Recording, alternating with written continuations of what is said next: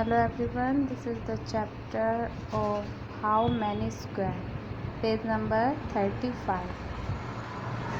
Let's start. First question is,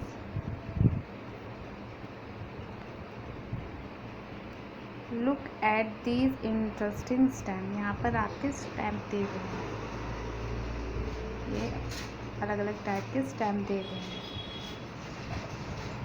how many square of 1 centimetre side the stamp A cover.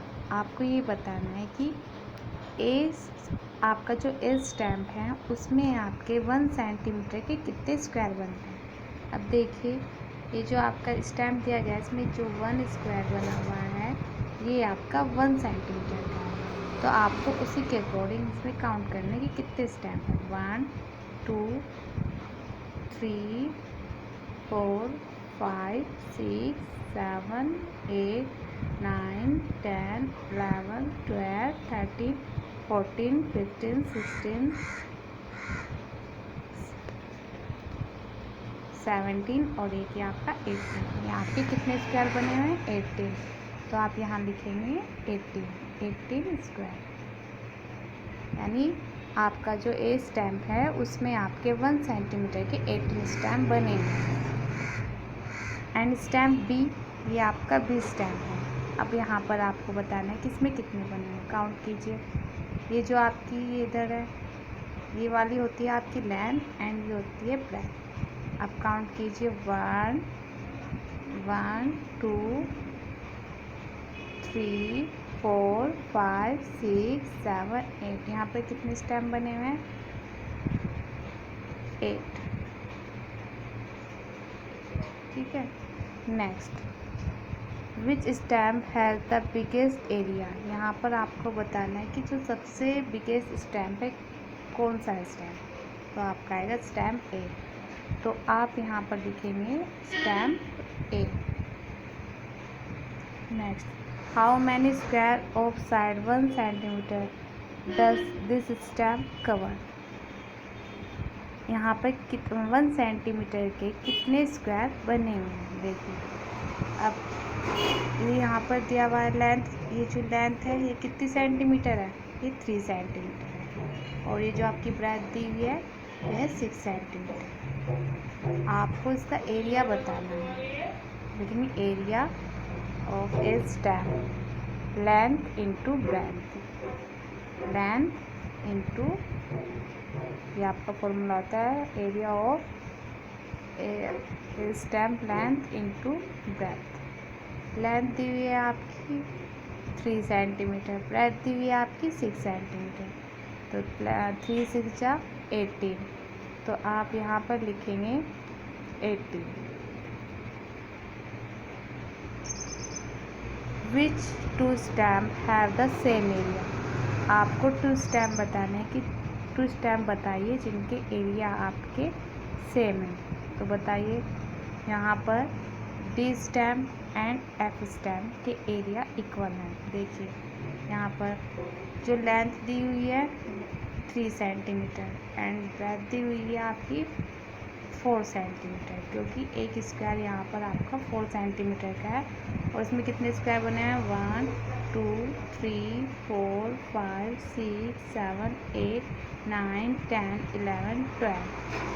ऐसे ही आपको F में देखना है. Breath दी हुई है आपकी 3 सेंटीमीटर, क्योंकि इसमें 1 2 3, क्योंकि 1 स्क्वायर 1 सेंटीमीटर का. और जो लेंथ दी हुई है आपकी 4 सेंटीमीटर. तो यहाँ पर जब एरिया निकालेंगे लेंथ इंटू ब्रेथ, यानी 4 3 जा 12. डी स्टैम्प का भी आपका जो एरिया है 12 है और एफ स्टैम्प का भी जो एरिया है आपका 12 है. तो आप यहाँ पर लिखेंगे D and F.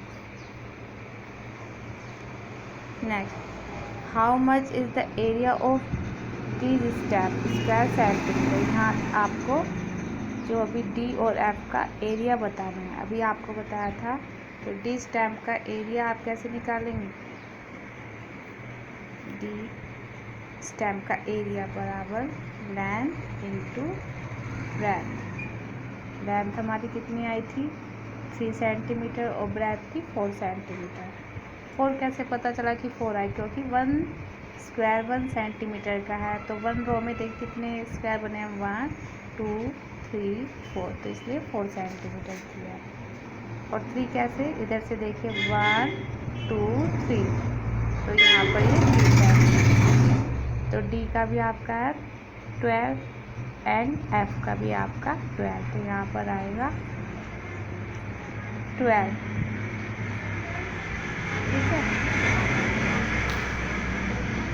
Next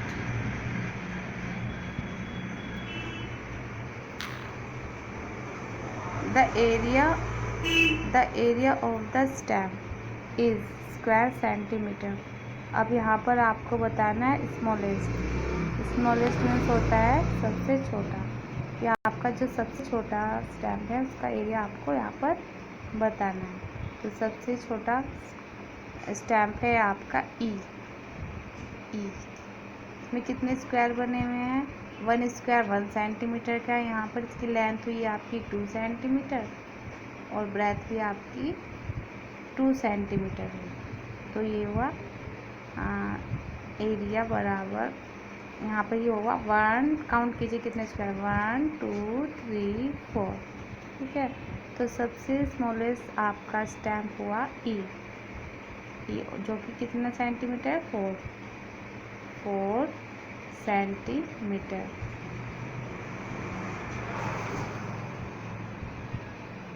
sorry, ये यहाँ पर आएगा 4 सेंटीमीटर, यहाँ पर नहीं आएगा। ठीक है, ये आपका हुआ डी का आंसर। अब इसमें आपको नीचे वाली लाइन में बताना है the difference between the area of the smallest and the biggest stamp. अब यहाँ पर आपको सबसे बिगेस्ट स्टैम्प और सबसे स्मॉलेस्ट स्टैम्प का एरिया बताना है। सबसे बिगेस्ट स्टैम्प का एरिया कितना था आपका, हमने यहाँ पर निकाला था 18, और सबसे छोटे स्टैम्प का एरिया कितना था आपका 4।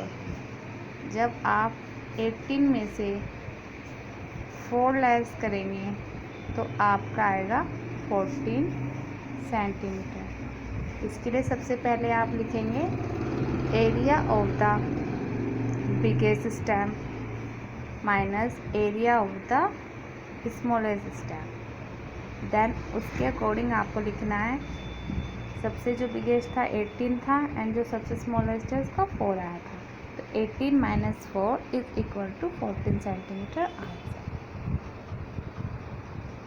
सो ये आपको अपनी नोटबुक में या आपको अपनी बुक में सोल्व करना है। ठीक है, या आप इसको नोटबुक में भी कर सकते हैं। Thank you.